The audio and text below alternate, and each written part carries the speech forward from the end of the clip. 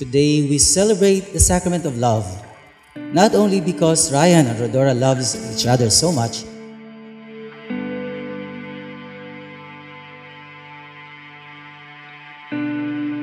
most of all, the love of Christ, the love of God that He has given to us through Jesus Christ.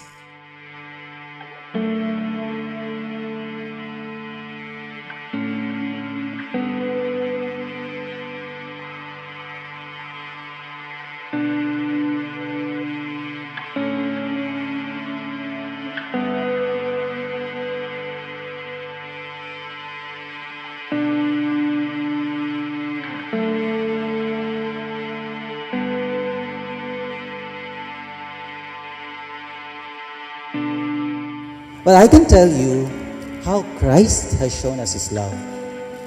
I can share with you some points or some descriptions on how Christ showed us His love, or some characteristics of Jesus' love.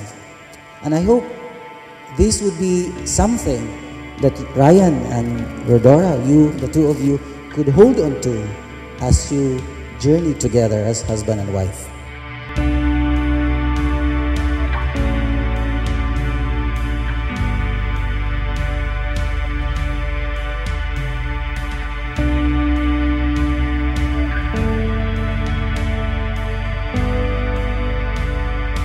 Rodora, did you come here of your own free will to bind yourself forever in the love and service of your husband? Yes, Father. Ryan, did you come here of your own free will to bind yourself forever in the love and service of your wife? Yes, Father.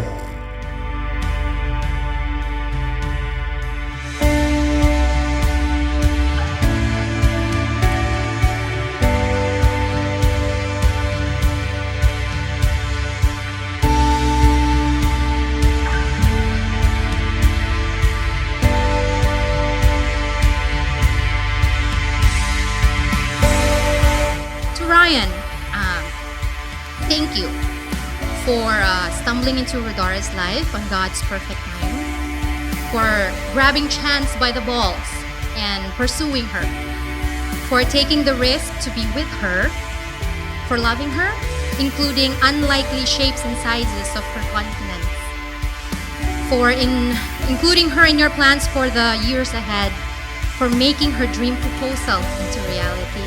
We've seen that. For choosing her to be your wife and partner.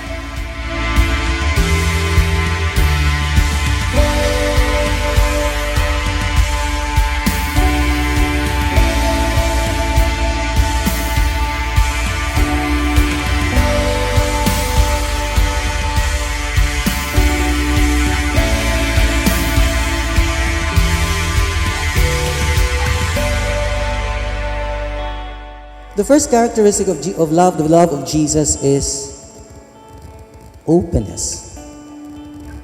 Jesus loved us with an open heart. Because Jesus decided to love us and decided to love everybody.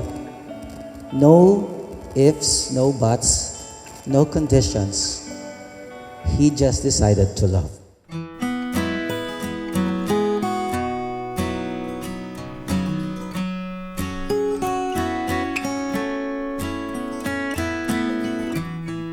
You look like the sun. I was the only one who could stare until you were done shining on me. And as we drank our wine and let the world fade away, Rhods, ulitin ko, takpan mo lang yung tenga mo, hindi mo pwedeng marinig to eh. sunrise. Nanasing po kami sa madaling salita, napasarap po ng We inom. tried to stay. Tapos pagmulat po ng mata ko, The rest of si my Darwin po, pinopolvohan po si Ryan. this night. Sa kilikili po, sa tiyan, sa ulo. Kaya ako sabi ko, parang hindi dapat ako yung nakatayo dito. Parang dapat si Darwin Santos po. Pakilala ko po sa inyo yung kaibigan po ni Ryan na si Darwin Santos po. Palakpakan po natin dyan. Medyo ano po, kaibigan din po namin siya. They bring me to you. Yeah, yeah. Moon pours through the ceiling tonight, embraces us tight. We were her previous best friend, so but since you are now the best friend, we would like to share some survival tips. Crisis calls. She loves coffee, so make her one in the morning or buy one in Starbucks. It will set off a great day. Take her to new adventures now and then. Take lots of photos. She likes that. Go to the beach with her. Let her wear a bikini.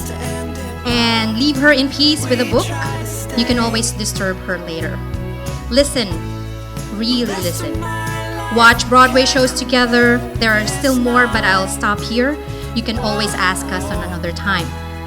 Most importantly, when the tides are high and the waters are harsh, don't let go. Don't you dare let go. Because I know she won't as well. We wish you both happiness and peace, and to remind you that there is a forever. So, we love you both.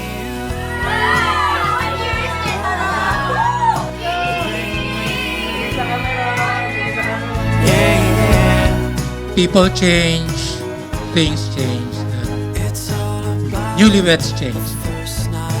So when we first met each other, when you first met each other, you have an idea, or you have your own personalities. And over the years, these personalities change. And it's important that you are able to adjust to these changes. Only the heartaches have given me sight. Rhods, you're a wonderful woman and you deserve na mapangasawa si Ryan kasi matagal na rin kami nagsama. So, alam ko na hindi pa, seryoso na po to. Hindi na po ako nagpapatawa nito. Hindi na po. Ayun lang po. At sana sabi nga ni Father kanina na always love each other and pagtibayan nyo pa yung relasyon nyo. And then, Ryan, lagi lang tawag sa taas. Kasi pag ako ginagabi, Lord, sana ho malamig ho ulo ni Mrs. Okay, a toast to our new couple, well, not so new couple, Rodora and Ryan. May they have a fruitful, happy, and God-centered life together. Cheers. All we are is what we want to be. Rodora and Ryan, as you begin your married life, have that open heart and mind to accept the other as the other is. You have been in love and you have been in a relationship for quite some time. But we also know that we can never fully know a person. So as you begin your married life, have that open heart and mind to accept the other, to see the unfolding of the other person as each day comes. Taking what we can, and in the end, we're still climbing. Now Ryan, do you take Rodora here present before you for your lawful wife according to the right of the Holy Mother, the Church? Yes, I do. Do you give yourself to her as her husband? Yes, I do. And do you accept her as your lawful wife? Yes, I do. Strong, together we carry on. All we are is what we want to be. Ang masasabi ko lamang sa bagong kasal ngayon ay yung naging story ng kanilang pagkakakilala, pagkakaibigan, ay talaga sila yung ginawa ng Panginoon para sa isa't isa.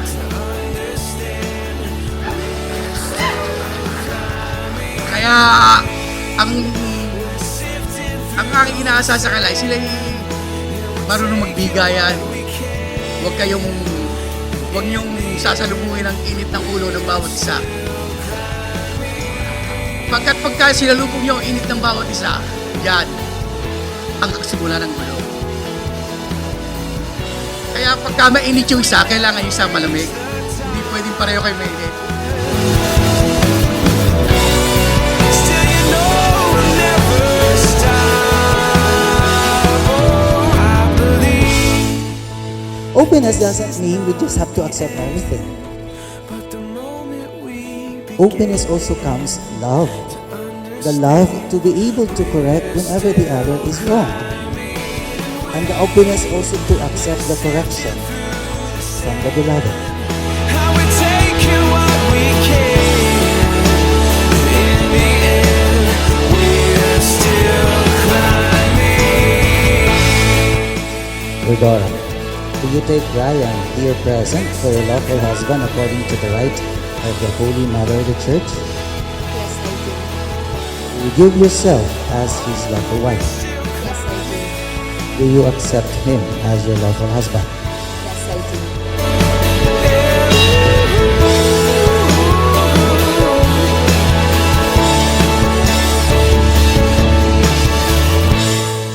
Now, one of the ways we can adjust to these changes is through communication.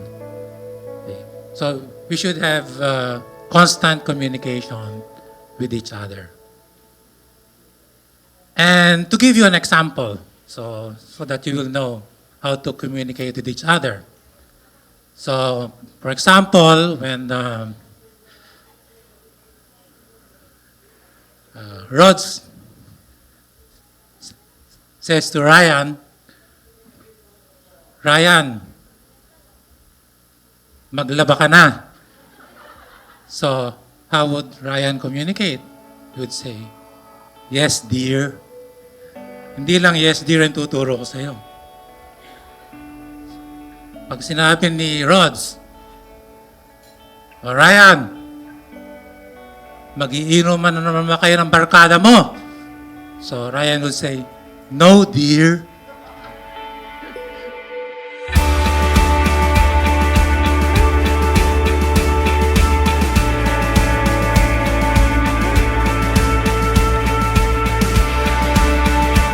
At last, finally, the dream of R&R had come true.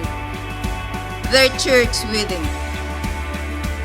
According to Ephesians chapter 5 verse 31, a man leaves his father and mother to be united to his wife, and the two will become one flesh. And it is further made stronger in the Gospel of Mark chapter 9 verse 10. Let no one separate what God has joined. That is how important and sacred marriage vows are.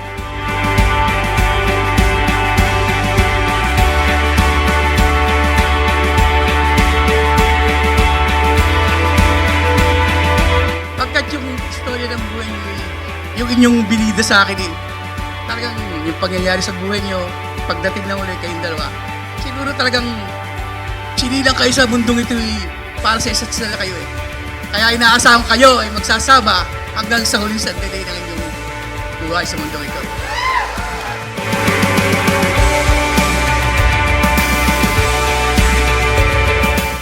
As a mother, I will continue to pray to the Lord that He will protect, guide, bless, and provide you in your married life.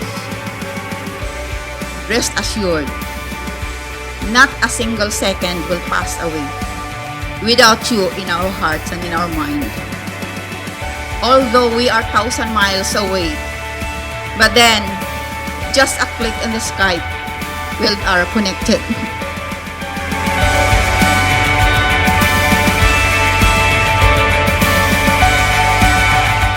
You know that in the busyness of your life in the United States, we sometimes would tend to just set aside the common things in life.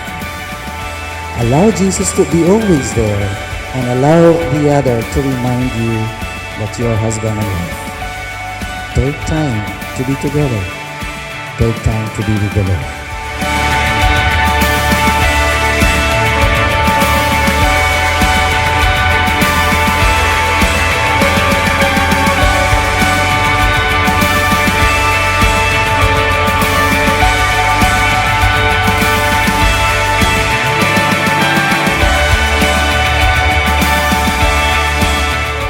As you begin your married life now, I would ask you to remember three things: openness, service, and commitment.